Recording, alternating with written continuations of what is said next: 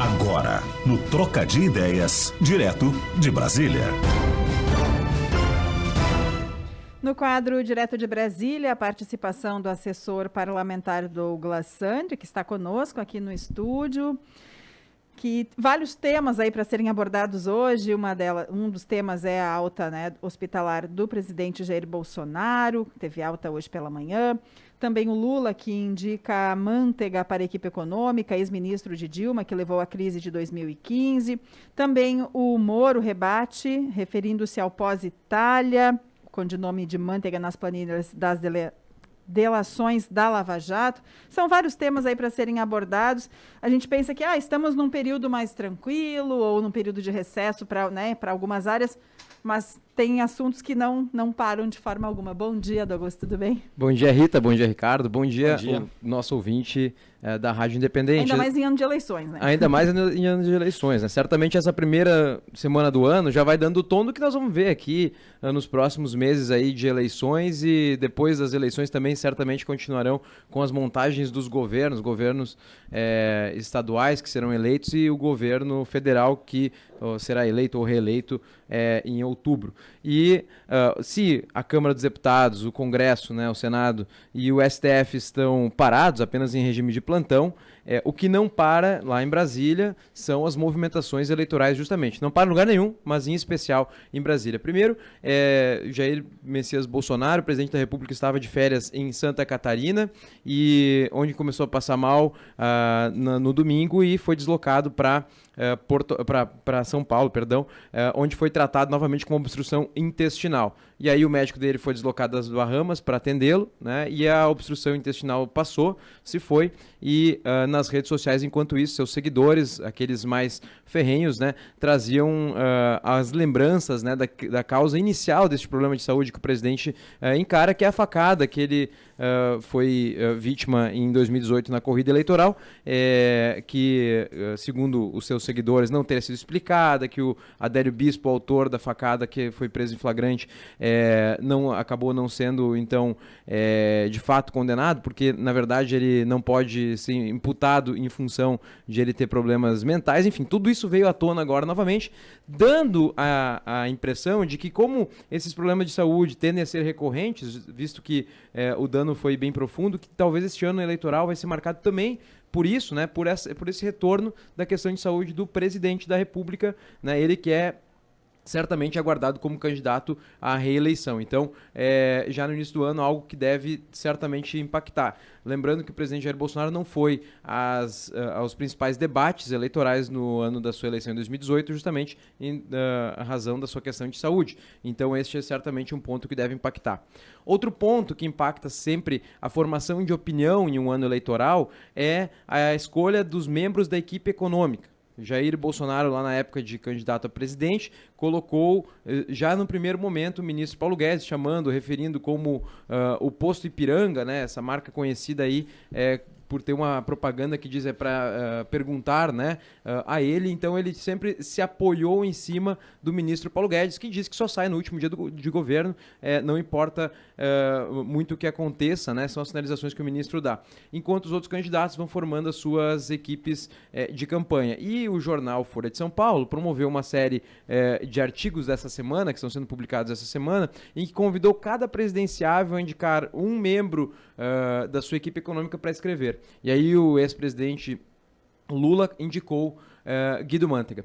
Guido Mantega foi seu ministro de planejamento lá no início do seu governo, mas foi mais reconhecido por ter sido o ministro da Dilma até 2014, na época da maior crise que o país já passou. Lembrando que a crise da época da Dilma, foi mais profunda do que a crise que nós passamos da Covid. Portanto, essa lembrança é muito forte ainda, é muito importante eleitoralmente colocar isso. E o ex-presidente Lula vinha sendo criticado pela própria base de estar fazendo alianças mais ao centro, quando ele trouxe Alckmin para ser o seu vice, o que tudo indica que deve acontecer. Mas quando isso aconteceu, sua base reclamou, e por outro lado, Dilma também estava reclamando, né, nos bastidores, pessoas próximas a Dilma, que ela estava sendo escanteada. E trazer Manteiga, né, justamente Manteiga de volta à linha de frente, colocá-lo para escrever um artigo sobre a crise, e que ele nega a crise nesse artigo que ele escreve para a Folha de São Paulo, tem um grande símbolo, o símbolo de que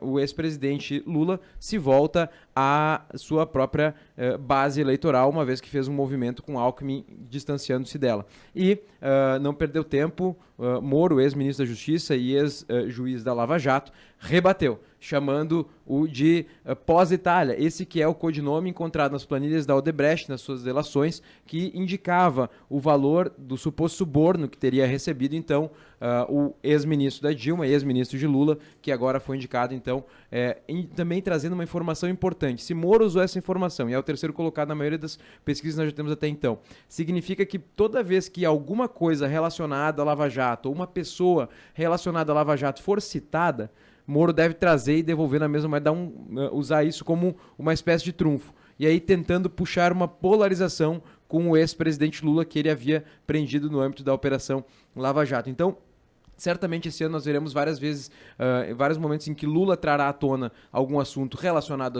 ao seu histórico e à Lava Jato, e Moro irá responder trazendo holofote, porque isso é muito sedutor, esse assunto. Esse assunto cativa a audiência, cativa a imprensa, cativa a mídia, cativa a rede social a falar desse assunto. E, por outro lado, Jair Messias Bolsonaro é o presidente da República, né? E sempre vai ter a máquina do governo, os seus feitos para trazer, né? E como eu coloquei na edição passada, ele trazendo, conseguindo capitalizar algumas medidas que são consideradas boas, né, como algumas reformas que eu citei na semana passada, ele certamente tem condições de tracionar um pouco mais, né, e deixar de lado bastante da rejeição que acumula o presidente da República, de acordo com as pesquisas que nós vemos até então. Pois é, tem muita gente que não acredita, Douglas, em uma terceira via, que vai ficar entre Lula e Bolsonaro, que é a tendência de momento. Agora, o Sérgio Moro é um nome forte que vem, você falou que ele está em terceiro lugar nas pesquisas. Claro que a Lava Jato, se tu pensa em Lava Jato, talvez o primeiro nome que venha, né, em termos de quem estava promovendo a Lava Jato, de combatendo a criminalidade, a corrupção na área da política, vem o nome de Sérgio Moro à cabeça. Ele vai usar isso, mas ele também vai ter que usar contra o próprio Bolsonaro, do qual ele foi ministro, porque ele vai ter que pegar essa fatia. Talvez muitos que votam no Bolsonaro podem votar no Moro e vice-versa, né, e o Lula está do outro lado. Você acredita nessa terceira via? Talvez uma terceira via se tornando uma segunda para levar para um segundo turno?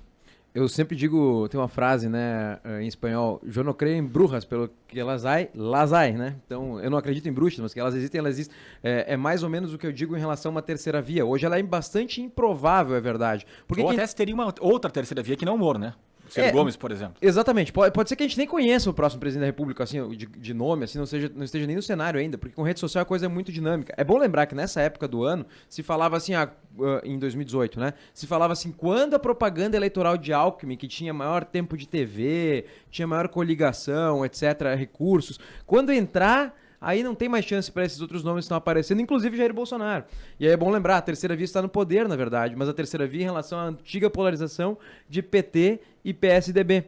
Então, como historicamente nunca deixou de estar em um segundo turno o governo, ou FHC de ganhar, inclusive no primeiro turno, né, é de se dizer que é natural que o governo vá para o segundo turno, nesse caso Jair Messias Bolsonaro. E como também o PT não foi para o segundo turno quando ele não houve, quando o FHC foi as duas vezes reeleito ainda no primeiro turno, dá para se dizer também que o PT tem maior chance, se olhar só para o retrovisor, de estar lá. Mas a eleição não se faz olhando para o retrovisor, se faz olhando para o presente e as propostas para o futuro, colocação, no posicionamento. Eu diria que uma chance menor assim. E o discurso eu acho que não vai ser, isso é uma impressão pessoal que eu tenho, Ricardo, não vai ser aquele discurso de oposição pela oposição. Porque o brasileiro disso ele já vê na polarização bastante desse cenário. Vai ser em quem conseguir ser mais propositivo. Por isso que eu não acredito que uma terceira via virá mirando e apontando para aquele candidato em que ele pode ocupar a posição. Agora, existe uma grande rejeição, e a gente vê nas pesquisas isso aí, ao modelo petista e a assombração da Argentina. Eu estive em Florianópolis agora, onde os argentinos costumavam vir. Os argentinos, e eu tenho família na Argentina, eles relatam como eles estão empobrecidos. Pessoas de classe média alta e tal. E isso acaba causando uma sombra no Brasil. Então, há uma grande chance, na minha opinião, de vencer aquele modelo que der maior chance de derrotar aquele que acumula grande rejeição, que é um modelo de esquerda hoje, que é o modelo do PT, que tem em Lula uma grande rejeição pela Lava Jato, pela crise econômica da Dilma. Eu vejo que isso ainda é muito presente, é muito latente, e as pesquisas já mostram isso. Então, pode ser Jair Bolsonaro? Pode ser, quem tem maior chance hoje, pelas pesquisas, se a gente olha. Pode ser Moro, que vem aparecendo nas pesquisas, e eu acho que pode ser alguém que nem existe ainda também. Há essa chance? A chance é menor?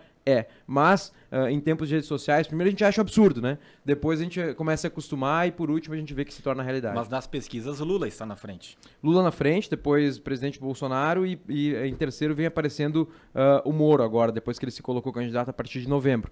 Então, se fosse dizer, olhando só pela pesquisa, a pesquisa diz hoje que esses três são os que têm mais chance, né? Na porcentagem de votos que eles já teriam aqui. Mas se olhar só para a pesquisa hoje, um ano antes da eleição, 10 meses antes da eleição, 8 agora, né? Tudo que a gente vai ver, não, 10. Tudo que a gente vai ver agora é quanto o candidato é conhecido ou rejeitado. Por quê? Porque o debate nem começou. O debate vai acontecer a partir de março, abril, maio. Então, é muito cedo ainda. Então, a gente começa a ver as primeiras peças no tabuleiro nessa primeira semana. Mas eu acho que ela foi, essa quarta-feira, né, demonstra, já tem na mesa vários elementos que eu acredito que nós vamos ver durante o ano se desdobrando aí. Essa tentativa de polarização natural que acontece entre Moro e Lula, né, e as suas bases, né, e naturalmente a polarização que existe entre Jair Bolsonaro e o PT, que também é natural. Então eu não vejo uma única, eu vejo algumas polarizações acontecendo. Tá certo. Obrigada, Douglas Sandri, a sua participação todas as quartas